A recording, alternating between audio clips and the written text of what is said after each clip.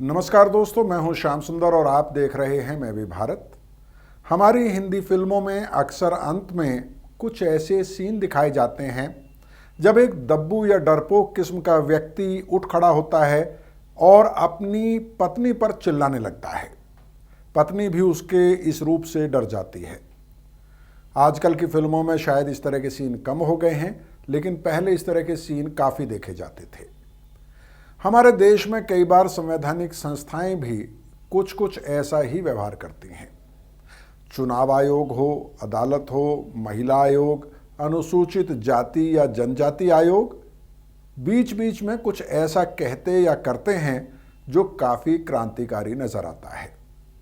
हाल ही में ऐसे कम से कम 2 काम देश में आदिवासियों के हितों की रक्षा के लिए बनाए गए अनुसूचित जनजाति आयोग ने किए हैं।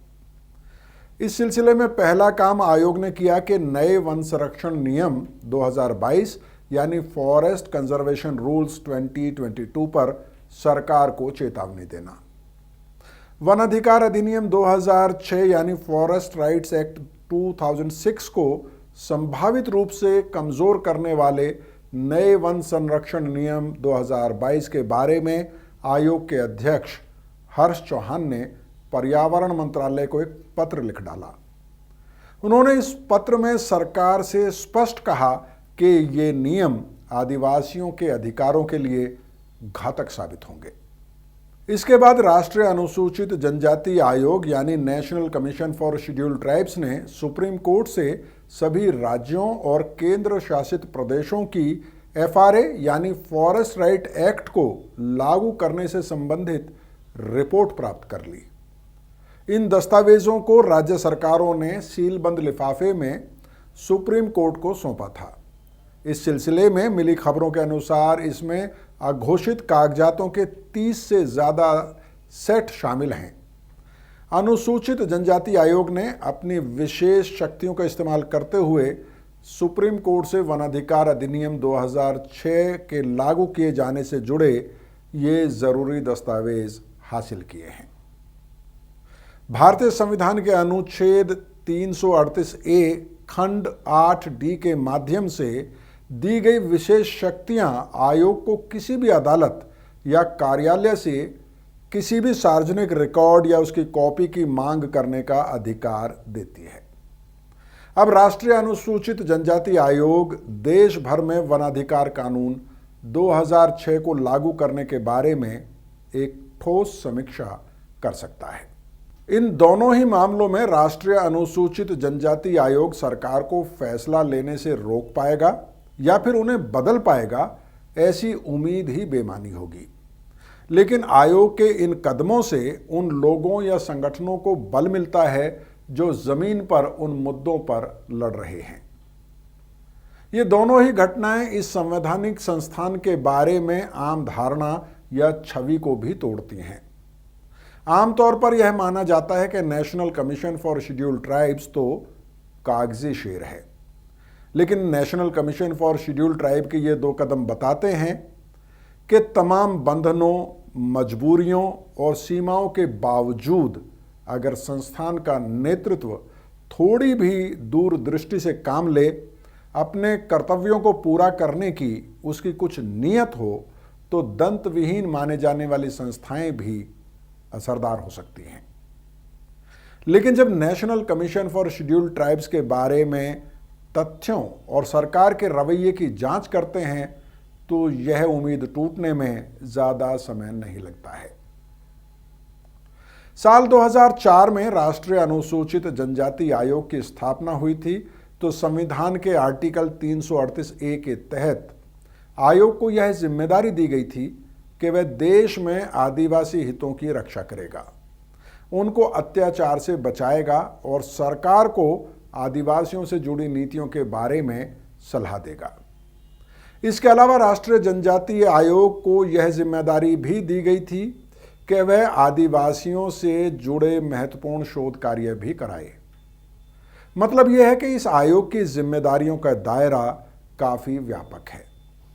लेकिन इतिहास यह बताता है कि आयोग ने इन जिम्मेदारियों को निभाना तो दूर की बात, कभी इस तरफ कदम भी नहीं बढ़ाया है।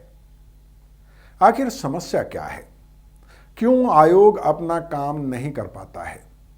इसके कई कारण हो सकते हैं, लेकिन इसे समझने के क्रम में 3 बड़ी बातों को जिम्मेदार माना जा सकता है या माना जाता है। पहला, आयोग के अध्यक्ष और सदस्य अक्सर सत्ताधारी दल के होते हैं, इसलिए वो कोई ऐसा काम नहीं करना चाहते जिससे तत्कालीन सरकार नाराज हो या फिर उसे किसी तरह की परेशानी हो। दूसरा, आयोग अपने खर्च के लिए आदिवासी मंत्रालय पर निर्भर है, इसलिए मंत्रालय उसे अपने मातहत विभाग की तरह ही देखता है। और तीसरी बात, आयोग के क्षेत्रीय कार्यालयों में पर्याप्त स्टाफ या संसाधन मौजूद नहीं है। अब इन तीनों बातों को उदाहरण के साथ समझने की कोशिश करते हैं। राष्ट्रीय अनुसूचित जनजाति आयोग में एक अध्यक्ष, एक उपाध्यक्ष और 3 अन्य सदस्यों की नियुक्ति का प्रावधान है। लेकिन फिलहाल अनुसूचित जनजाति आयोग में बीजेपी के सांसद हर्ष चौहान अध्यक्ष हैं और अनंत नायक आयोग के सदस्य हैं। बाकी के सभी पद खाली हैं। कर्मचारियों की नियुक्ति के मामले में भी सरकार ने संसद में जानकारी दी है कि आयोग में जितने कर्मचारी होने चाहिए उससे आधों की ही नियुक्ति हुई है। फिलहाल अनुसूचित जनजाति आयोग के अध्यक्ष हर्ष चौहान और सदस्य अनंत नायक बीजेपी के भी सदस्य हैं। यह आयोग में उनकी भूमिका को कैसे प्रभावित करता है, आइए इसका उदाहरण देखते हैं। अनंत नायक हाल ही में ओडिशा के दौरे पर गए। वहां उनके सामने कई समुदायों को जनजाति का दर्जा देने की मांग का मसला लाया गया। इस पर उन्होंने ओडिशा सरकार को एक जरूरी सलाह देते हुए कहा कि इन समुदायों के बारे में राज्य सरकार को गहन शोध कराना चाहिए। लेकिन क्या वे ऐसी कोई सलाह केंद्र सरकार को दे सकते हैं? जबकि किसी भी समुदाय को जनजाति की सूची में रखा जाएगा या नहीं, यह तय करने का अधिकार अंततः केंद्र सरकार के हाथ में है। अनुसूचित जनजाति आयोग की स्थापना के समय यह परिकल्पना भी की गई थी कि यह एक स्वतंत्र संस्था होगी। यह संस्था सरकार को आदिवासियों से जुड़े नीतिगत मसलों पर सलाह देगी। लेकिन पिछले 2 साल में आदिवासी मामलों के मंत्रालय के कामकाज की समीक्षा करने वाली संसदीय समिति की रिपोर्टें इस मामले में कुछ कड़वी सच्चाई सबके सामने पेश करती हैं। ये रिपोर्ट बताती हैं कि national commission for scheduled tribes नियुक्तियों, वेतन और शोध के पैसे के लिए पूरी तरह से मंत्रालय के रहमो करम पर है। देश के अनुसूचित जनजाति के लोग आसानी से आयोग तक पहुंच सकें, इसके लिए देश के अलग अलग राज्यों में अनुसूचित जनजाति आयोग के 6 क्षेत्रीय कार्यालय यानी रीजनल ऑफिस स्थापित किए गए थे। लेकिन इन क्षेत्रीय कार्यालयों के हालात भी बेहद खराब हैं। यहाँ पर स्टाफ और संसाधनों की भारी कमी है। इस बारे में भी बार बार पार्लियामेंट्री स्टैंडिंग कमेटी ने तथ्यों को संसद के सामने रखा है।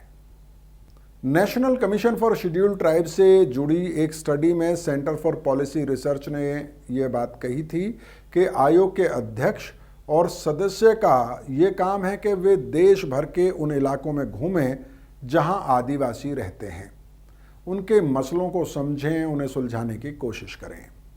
लेकिन इस स्टडी में पाया यह गया कि अक्सर आयोग के अध्यक्ष और सदस्य अपने गृह राज्य में ही दौरा करते रहते हैं। क्या अभी भी ऐसा होता है? क्या हर्ष चौहान बार बार मध्य प्रदेश और अनंत नायक ओडिशा जाते रहते हैं? पता नहीं। आप थोड़ा आयोग की वेबसाइट पर जाएं और इस तथ्य को चेक करें, हमें बताएं। बहुत बहुत शुक्रिया।